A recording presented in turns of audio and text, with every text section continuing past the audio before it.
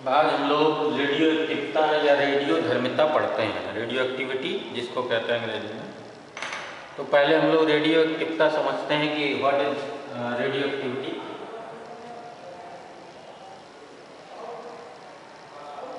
Radio एक्टिवता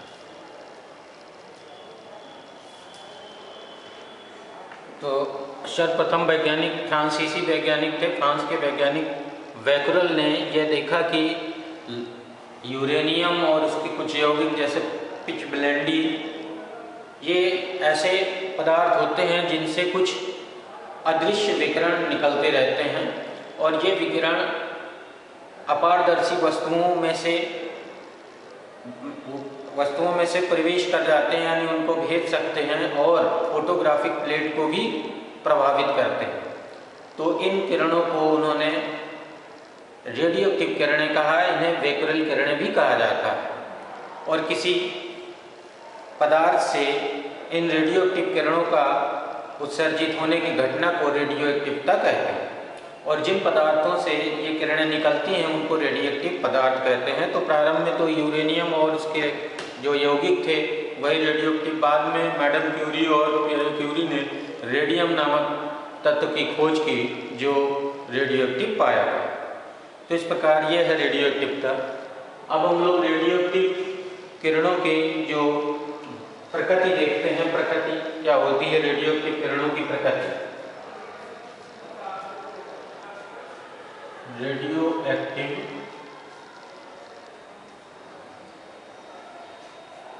किरणों की प्रकृति। तो रेडियो एक्टिव किरणों की प्रकृति देखने के लिए वैज्ञानिक रदरफोर्ड ने रेडियो एक्टिव पदार्थ लिया। ये रेडियो एक्टिव पदार्थ हो गया।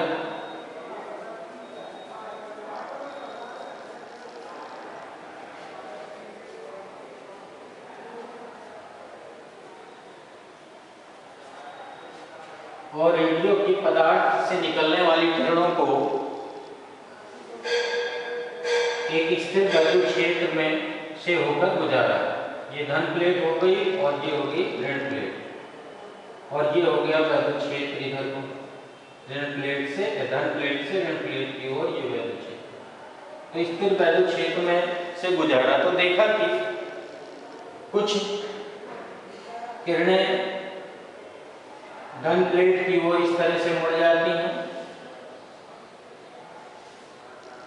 और कुछ किरणें ऋण प्लेट की ओर इस तरह से मुड़ जाती हैं। जो ऋण प्लेट की ओर मुड़ने वाली किरणें हैं वो कम मुड़ती हैं और कुछ किरणें देखा कि सीधी रेखा में बिना प्रभावित हुए, बिना वैद्युत क्षेत्र से प्रभावित हुए सीधी निकल जाती हैं इस तरह से। अब इन किरणों के बारे में जब अध्ययन किया गया तो ये देखा गया कि जो किरणें धन प्लेट की ओर मुड़ती हैं वो ऋणावेशित कणों से मिलकर बनी होती हैं और इन किरणों को बीटा किरणें कहा गया या बीटा कण कहा गया। तो रेडियो एक्टिव पदार्थों से यह निष्कर्ष निकला कि बीटा कणों का उत्सर्जन होता है। बीटा कण वास्तव में तीव्रगामी इलेक्ट्रॉन होते हैं, तो इनको बीटा किरणें कहा गया। ये बीटा किरणें हैं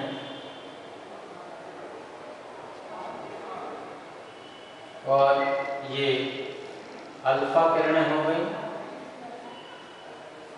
और जो किरणें बिना वैद्युत क्षेत्र, बिना धन या ऋण प्लेट की ओर मुड़े हुए सीधी चली जाती हैं उनको गामा किरणें कहा गया। गामा किरणें या गामा फोटॉन कहा गया। तो इस प्रकार वैज्ञानिक रदरफोर्ड ने यह निष्कर्ष निकाला कि बीटा किरणें तीव्रगामी इलेक्ट्रॉनों से मिलकर बनी होती हैं, अर्थात यूँ कह सकते हैं कि रेडियो एक्टिव तत्वों से बीटा कणों का उत्सर्जन होता है। इसी प्रकार अल्फा किरणें जो हीलियम नाभिक के कणों से मिलकर बनी होती हैं, इन्हें हम अल्फा किरणें कहते हैं, अल्फा कण कह सकते हैं। ये रेडियो एक्टिव पदार्थों से अल्फा कणों का उत्सर्जन होता है। और जो किरणें बिना मुड़े हुए वैद्युत क्षेत्र में बिना मुड़े हुए सीधी निकल जाती हैं उनको इन्होंने गामा किरणें कहा। तो इस प्रकार बैकरल किरणें 3 प्रकार की होती हैं, रेडियो एक्टिव किरणें 3 प्रकार की होती हैं, बीटा किरणें, अल्फा किरणें और गामा किरणें। और बीटा किरणों को बीटा कण कहेंगे और अल्फा किरणों को अल्फा कण कहा जाता है और गामा फोटान कहे जाते हैं। ये तो सारी किरणें कणों से मिलकर बनी होती हैं। ये गामा फोटान ऊर्जा के बंडल होते हैं। अब ये देखा गया कि जो विभिन्न रेडियोएक्टिव तत्वों से विभिन्न प्रकार के कणों का उत्सर्जन होता है और एक समय में केवल एक ही प्रकार के कण का उत्सर्जन होता है, या तो बीटा कण उत्सर्जित होता है या अल्फा कण उत्सर्जित होता है। लेकिन जो गामा किरणें हैं वो प्रत्येक कण के साथ में उत्सर्जित होती हैं, चाहे बीटा कण का उत्सर्जन हो या गामा अल्फा कण का उत्सर्जन हो, और इसके साथ साथ गामा किरणों का भी उत्सर्जन होता है। तो इस प्रकार की ये रेडियोएक्टिव किरणों की प्रकृति होती है। अब हम लोग इन रेडियोएक्टिव किरणों के गुण पढ़ते हैं।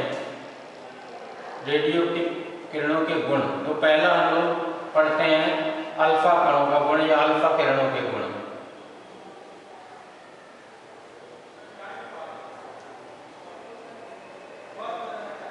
अल्फा किरणें कह लीजिए, अल्फा कण कह लीजिए। तो कुछ गुण हम बताए दे रहे हैं और बाकी अपना बुक से देख लीजिएगा। तो अल्फा किरणें देखा गया कि जो अल्फा किरणें हैं वो हीलियम के नाभिक से मिलकर बनी है, अर्थात प्रत्येक जो अल्फा कण है उसमें 2 प्रोटॉनों के बराबर धन आवेश होता है और हीलियम नाभिक के बराबर उसका द्रव्यमान होता है। और इनमें कुछ निम्न गुण पाए जाते हैं, जैसे नंबर 1 कि जो अल्फा किरणें हैं वह वैद्युत क्षेत्र में ऋण प्लेट की ओर मुड़ जाती हैं। अल्फा किरणों का वेग प्रकाश के वेग से कम होता है, लगभग 1/10वां भाग होता है प्रकाश के वेग का। और अल्फा किरणों की भेदन शक्ति बहुत कम होती है, अर्थात ये सोने की बहुत बारीक पन्नी में से होकर ही गुजर सकती हैं। अल्फा किरणों की और अल्फा किरणें फोटोग्राफिक प्लेट को बहुत कम प्रभावित करती हैं। अल्फा किरणें जिन गैस में से गुजरती हैं, अगर अल्फा किरणें को गैस में से गुजारा जाए तो गैस के परमाणुओं से इलेक्ट्रॉनों का उत्सर्जन कर देती हैं, अर्थात गैस का आयनीकरण करती हैं।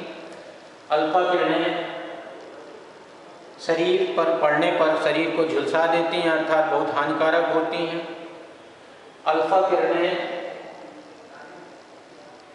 कुछ रेडियोएक्टिव पदार्थ जैसे बेरियम प्लेटिनोसाइनाइड और जिंक सल्फाइड पर जब डाली जाती हैं तो प्रतिदीप्त उत्पन्न करती हैं। तो ये प्रतिदीप्तशील पदार्थ होते हैं, तो प्रतिदीप्त उत्पन्न करती हैं।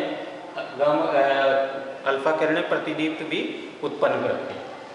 तो ये कुछ गुण हैं अल्फा किरणों के। अब हम लोग बीटा किरणों को पढ़ते हैं।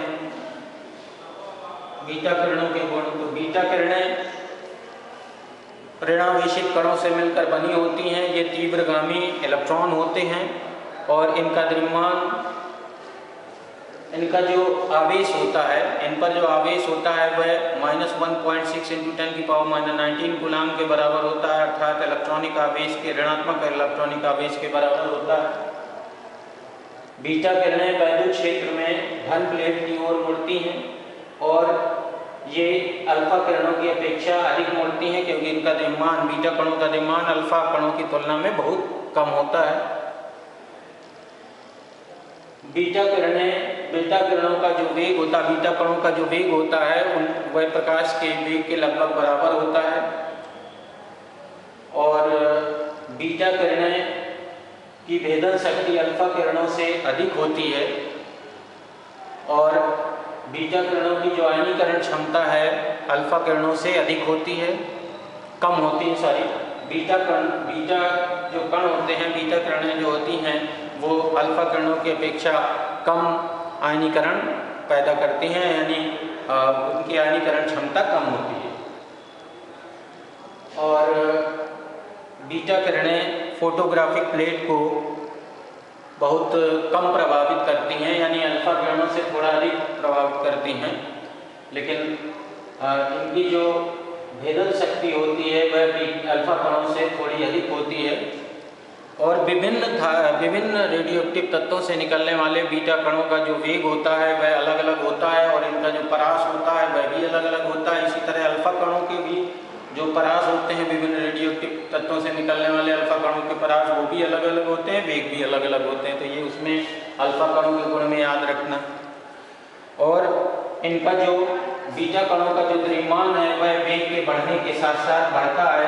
यदि बीटा कण का विराम द्रव्यमान यम नॉट हो तो गति अवस्था में जो द्रव्यमान होता है वह 1 - v²/c² के बराबर होता है, जहाँ c प्रकाश की चाल है। तो इससे स्पष्ट है कि जैसे जैसे बीटा कणों का वेग बढ़ता जाता है वैसे वैसे जो गतिक द्रव्यमान है बीटा कणों का वह भी बढ़ता जाता है। तो ये है बीटा कणों के बारे में, बीटा कणों के गुण। इसी तरह से गामा किरणों के गुण पढ़ते हैं। गामा किरणों के गुण,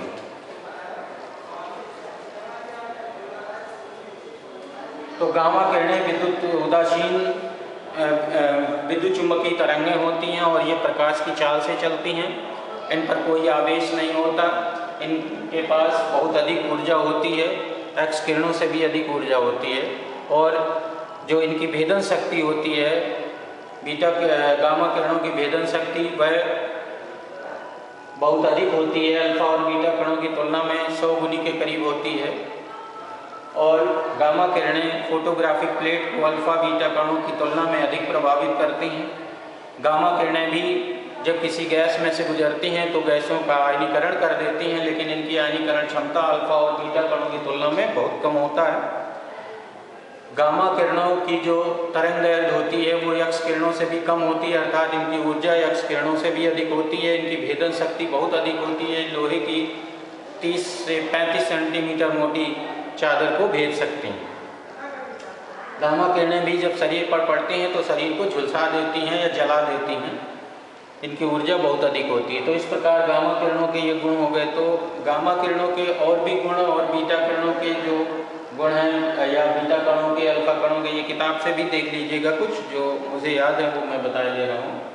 तो ये है गामा किरणें। गामा किरणें जब किसी परमाणु द्वारा अवशोषित की जाती हैं तो युग्म उत्पादन करती हैं। तो युग्म उत्पादन की घटना गामा किरणों में होती है। जब गामा किरणें किसी परमाणु से अवशोषित होती हैं तो गामा फोटान जो है, एक गामा फोटान यह एक इलेक्ट्रॉन और एक पॉजिट्रॉन उत्पन्न करता है, -1 बीटा 0 + 1 बीटा 0। ये प्लस ऊर्जा भी उत्पन्न होती है थोड़ी, या ऐसे ऊर्जा तो है ये, इनमें दो तरह के, इसको युग्म उत्पादन की घटना कहते हैं। तो गामा किरणें युग्म उत्पादन की घटना करती है।